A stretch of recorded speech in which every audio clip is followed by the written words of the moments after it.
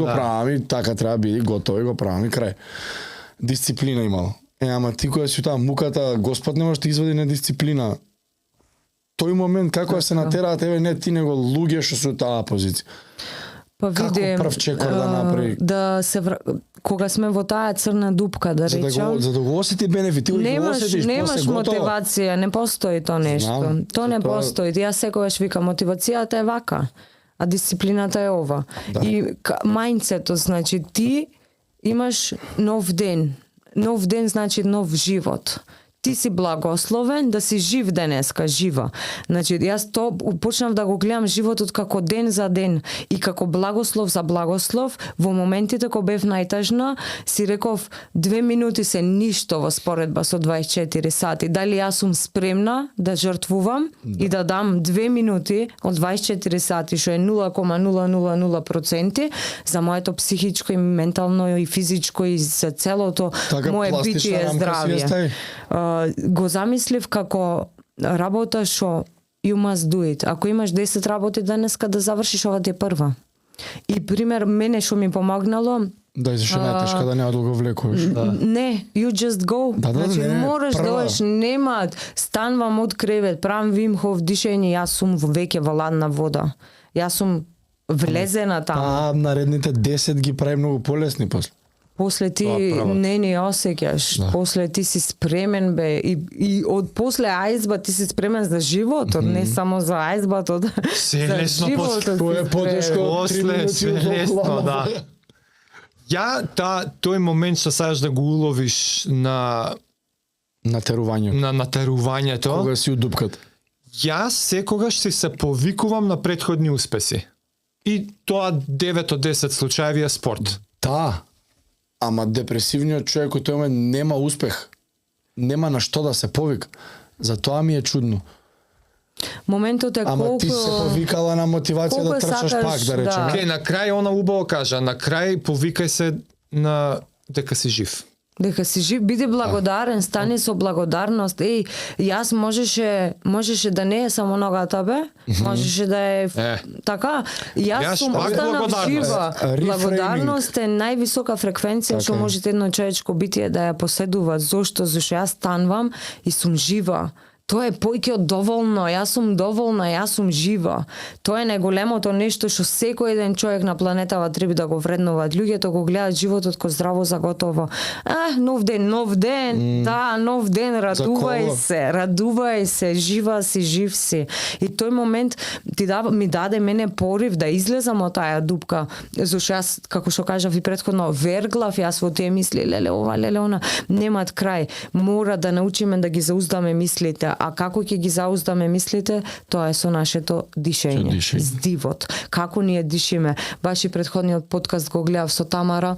Дишењето, ето тие има среќа што учат дишење во пеење. Јас кога ми дојдат пеачи на работилница, јас немам мака, тие знаат да дишат. Јас ова дишењето е нешто врвно за целокупно наше битисување во овој живот. Зошто? Затоа што оттаму иде ти смирението. Јас кога научив да дишам, јас одма го најдов смирението во мене, мирот. Зашто тогаш веќе свесно навлегов и сватив дека ако јас дишам свесно, јас можам да ги зауздам и мислите. Мислите не можеш мене поќе да ме надвладеат. Јас сум владетелка на моите мисли. И кога ти ги владеш мислите, тогаш немат ништо кој да немаш никој. Ти си сама и плюс моментот на присутност. Дали ние дишиме присутно? Колку сме присутни во нашиот здив во текот на 24 сати? Има некој ни еден здив присутно не го земат. И тоа е тажно. Тоа е тажно. Повеќето никогаш. Повеќето никогаш. За до толку да 3 минути мислење на дишење е доволно да осетиш за што збориме. Да. И пак не може. И пак се враќаме на нешто што се вика интенција, на намера. Намерата, најбитно. Јас се поубеден сум дека намерноста е уствари оноа движечката сила на креирање реалност. Духот наш со намера креира реалност. ти со таа намера, јас сега свесно ќе дишам вака и ти физиолошки го менуваш телото. Телото со се умот, со се вибрации, со се фреквенции, со се односи со другите, ти буквално физички влијаеш на универзумот околу тебе, само затоа што твојот дух у тие 3 минути ја има таа силна намера. Решителност. Макар и контролирај го дишењето, не го остаje по инерција. Оти телово е поклон. Ти оно ќе живее, не мора да го мислиш. Лесно е на аутопилот. Да,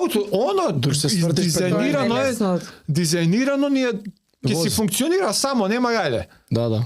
Ама ти ако можеш да имаш намера да го контролираш, тоа е више. Свесност, па намера, па мора акција да преземеш. Да. Точно. Да, па акција. И тоа лечи све. Самата свесност е акција. Така да, кога сме свесни, тогаш мора следствено да има намера. Сите мисли ти се свесни, секој чекор ти е свесен и свесно бидуваш. Пример, ево, и за со храната, ми ја врате свесноста како јас моторички јадам. Зашо, пример, кога ќе си во ладна вода, ти си само свест, само душа. Во душата влегвиш, буквално ти си на деј со душата, јас викам, одам душата си ја дејтам. Ти си во здивот и и можете да забележите на сите мои видеа, јас замижвам кога ќе влезам во ладна вода, јас сум во медитација. Остај што не ме допират ладната вода и ми покаж вид кај треба да работам. Секој ден е нова интенција, нова работа. Ние имаме коренски трауми од детството, од адолесценција, од сега, од животот, од целокупното наше битие, сување знајни и незнајни трауми. Во ладната вода не можеш да си лага, само си вистина. Ако денеска треба да ти иде некоја емоција, некој наплив на емоција што треба да излези од тебе, не можеш да се лага, и ќе си плачеш, некогаш допаминот што викаш те мава, ќе си се смееш, некогаш пиштиш, значи сите, и тоа е моментот што нас не укочиле и не ни дашле знаење за да сватиме ние уствари подлабоко едукативно, пример, зошто да немат начин на дишење, пример, во школи, зошто да ја нема таа свесност кај децата уште од мали. Децата бебе види, ево, ти имаш деца, значи бебето директно природно дишит на диафрагма. Сите бебина дишат на диафрагма. Сум имала работилници со деца, тие дишење научија за 5 минути. Тие се чиста љубовна енергија, немате его, прифаќат одма, му викаш, клај рака на срце, рака на мешето и како бранчина му викам, најбейзик му го објаснам, стомачето да го надуеш и после да испуштиш преку уста. Децата учат за 5 минути, јас со поголемиве имам мака држна влеза до диафрагма, па имаш енергетски прекини, не може стигви до гради, не може да стигне до стомак, до солар, не може. Имаш поќе бариери и јас викам, кешки, јас порано да го научев овој метод. И уште помлада да го научев, си викам од 18 години, не знам што ќе беше, тоа беше откровение на душата, зашо ние сме здив. И здивот, пример, за мојот дух, што беше многу, ти викам, огнено, тоа многу брзо експлодирав, јас можете од чисто седење експлозија да направам, од таков дух стигвам до ништо не ме допира. Сега сум само свест и не може ништо толку лошо да влијаат на мене и на моето ментално здравје, зашто претходно јас и можев и да примам од таја негативност, да речам, или другарка ми е во депресија, па ево и јас ке сум во депресија, тоа некој нема проблем, ќе плачеме заедно. Моментот да не акумулирам толку таа енергија на себе си, туку да се заштитам во моето прво енергетско поле, ама и општо и битисување на физичково, пошто сепак ние сме физички битија овдека, вака и треби да се грижиме најмногу за менталното здравје и сиве болести идат од таму. Инфламацијата ти е број number 1, значи буквално за болести. Се потеквите од инфламација. А кога дишиш, пример Вим Хоф дишење и ладнава вода, дишењето те носи во комплетен баланс. Кога pH вредноста на телото е балансирана, ти не можеш да прифатиш ни никаква бактерија.